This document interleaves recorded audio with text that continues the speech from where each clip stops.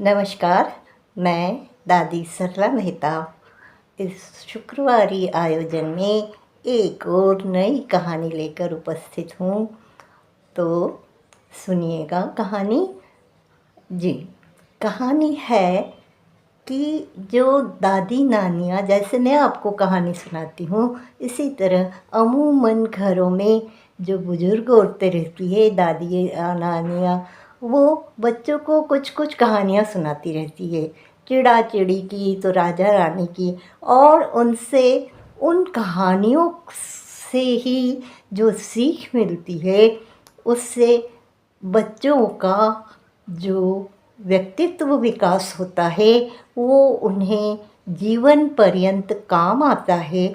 और उन्हीं चारित्रिक तत्वों के आधार पर उन्हें एक उच्च जीवन शैली में जीने का अवसर प्राप्त हो जाता है। तो सुनिएगा, एक कहानी है दादी के चोंचले। अब दादियाँ तो बड़े चोंचले करती, अरे गिर जाएगा, मतलब उन्हें अपने जो नाती पोतों की बहुत ही वो रहती है, फ़िक्र रहती है, और बड़े फ़क्र से फ़िक्र करती है। तो इसका जिक्र मैं भी करना चाहूँगी।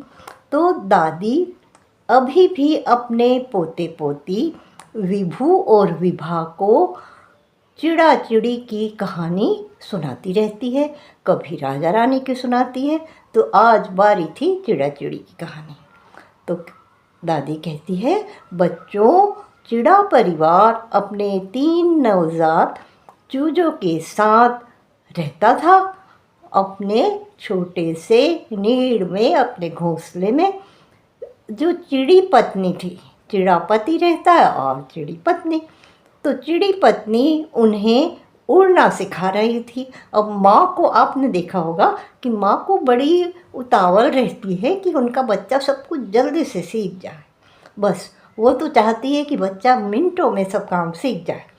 तो वह बिना भय के अपने पंख फैलाने के लिए अपने चूजों को कहती थी। अब सबसे जो नन्हा चूजा था वह डर कर कहता कि अगर वह गिर गया तो वो बड़े चूजे भी ना नुकुर करते हैं कि वे 2-3 दिन बाद प्रयास करेंगे, अभी उन्हें थोड़ा देखने दो। आज तो तूफानी तूफानी बड़ी तेज़ हवाएं चल रही थी। चिड़ा पिता होने के नाते बच्चों का पक्ष लेता है। भगवान, थोड़ा सब्र करो, चिड़ी से वो कहता अपनी चिड़ी पत्नी से कि थोड़ा सब्र करो, अभी तो ये दूध मुँहे बच्चे हैं, अभी तो मैं उनके लिए दाना पानी लेकर आता हूँ, और अभी से तुम उनको उड़ने का कह रही हो। ज़रा सब्र रखो, धीरज रखो भगवान, हम कोई बूढ़े थोड़ी ही हो गए हैं कि अपने बच्चों को पाल नहीं सकते। अब चिड़ी फिर बच्चों को उड़ने का हौसला देती है। चिड़ी को कहा सब्र, उसने तो एक बार जो ठान लिया वो करके ही मानेगी। किंतु बारिश का बहाना बना, वे जो चूजे थे वे घोंसले से बाहर नहीं निकल रहे हैं।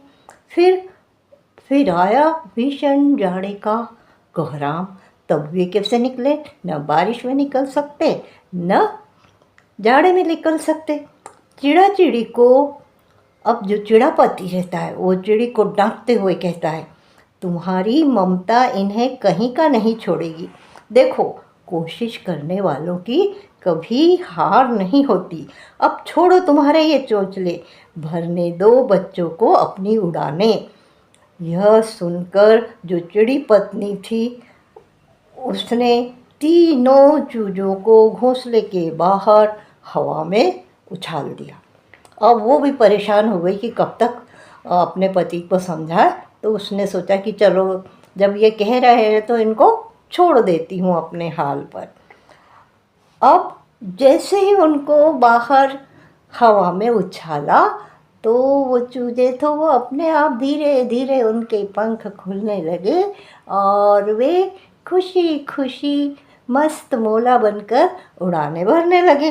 अब दादी जो कि विभू और विभा अपने पोते पोती को कहानी सुना रही थी, सोचते हुए कुछ बोली उनसे कि देखो, सीख गए ना बच्चे, अगर हौसला रखें तो कुछ भी काम कर सकते हैं। कभी भी ज़िंदगी में हिम्मत नहीं हारना चाहिए, क्योंकि ये देखो, ये चिड़ा चिड़ी भी हिम्मत और हौसले के पंख लगाकर ही तो उड़ते हैं ना, तभी उड़ना सीखते हैं। इसलिए तुम्हें भी कोई भी नया काम हो, अब तुम स्कूल जाते हो, गणित के कठिन सवाल आते हैं, कोई भी समस्या आती है पढ़ाई में, तो हार मत मानो और सीखते रहो और कोशिश करते रहो, जब तक कि तुम पूरी तरह से उसमें पारंगत ना हो जाओ। अब दादी कहती है कि देखो बच्चों, हम कई बार गिरे, मैं भी कई बार गिरी थी कुछ सीखने के लिए। तो फिर दोनों बच्चे विभा और विभू कहने लगे, हाँ हाँ दादी, हम भी तो जब छोटे थे, जब साइकिल सीखते थे तो कितनी बार गिरे, पर गिरते पड़ते आखिर हमने सीख ही ली। तो दादी के चोंचले एक तरफ है और बच्चों के हौसले एक तरफ। तो बच्चों को आगे बढ़ाने की कोशिश माता पिता को अवश्य करना चाहिए। तो दोस्तों, मेरे साथियों, आपको मेरी यह कहानी कैसी लगी, अपने बच्चों को भी अवश्य सुनाइएगा और कहानी पढ़कर सुनकर आप अपनी राय अवश्य दीजिएगा। लाइक करिए, कमेंट करिए और शेयर करिएगा, और हमारे साहित्य टीवी को सब्सक्राइब भी अवश्य करें। चलिए, धन्यवाद। अगली बार फिर मिलती हूँ एक नई कहानी के साथ। जब तक खुश रहिए। धन्यवाद।